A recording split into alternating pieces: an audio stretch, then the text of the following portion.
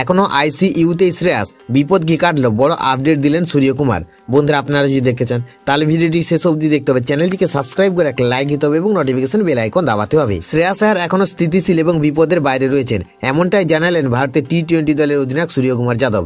ভারত ও অস্ট্রেলিয়ার মধ্যে টি-20 সিরিজ শুরু হওয়ার আগে সাংবাদিকদের মুখোমুখি হয়ে শ্রেয়াসের শারীরিক অবস্থার বড় আপডেট দেন সূর্য। শেষ ওয়ানডে ম্যাচে অ্যালেক্স ক্যারির ক্যাচ নিতে গিয়ে পিছনে দৌড়ে মাটিতে পড়ে মারাত্মক চোট পান শ্রেয়াস।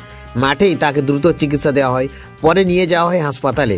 প্রথমে ধারণা করা হয়েছিল বুকের হাড়ে চোট লেগেছে, কিন্তু পরে জানা যায় ক্যাচ নিতে গিয়ে প্লিহা বা স্পিনে আঘাত লেগেছে শ্রেয়াসের। এমনকি রক্তক্ষরণের আশঙ্কা তৈরি হয়েছিল, তাই তাকে রাখা হয় আইসিইউতে। এখনো তিনি হাসপাতালে ভর্তি থাকলেও ধীরে ধীরে সুস্থ হয়ে উঠেছেন। সূর্যকুমারের কথায়, প্রথমে শুনে খুব ভয় পেয়েছিলাম, ওর সঙ্গে যোগাযোগ করতে চেয়েছিলাম কিন্তু ফোনে পাওয়া যাচ্ছিল না। পরে দলের ফিজিও জানায় শ্রেয়াস এখন স্থিতিশীল। গত দুদিন ধরে ও ফোনে রিপ্লাই দিচ্ছে, যা ভালো লক্ষণ। অর্থাৎ শ্রেয়াস এখন অনেকটাই সুস্থ হয়ে উঠেছেন এবং শীঘ্রই তাকে আইসিইউ থেকে সরানো হতে পারে। গোটা টিম ইন্ডিয়া এখন ক্রিকেট প্রেমীরা এখনও তার দ্রুত সুস্থতার অপেক্ষায়।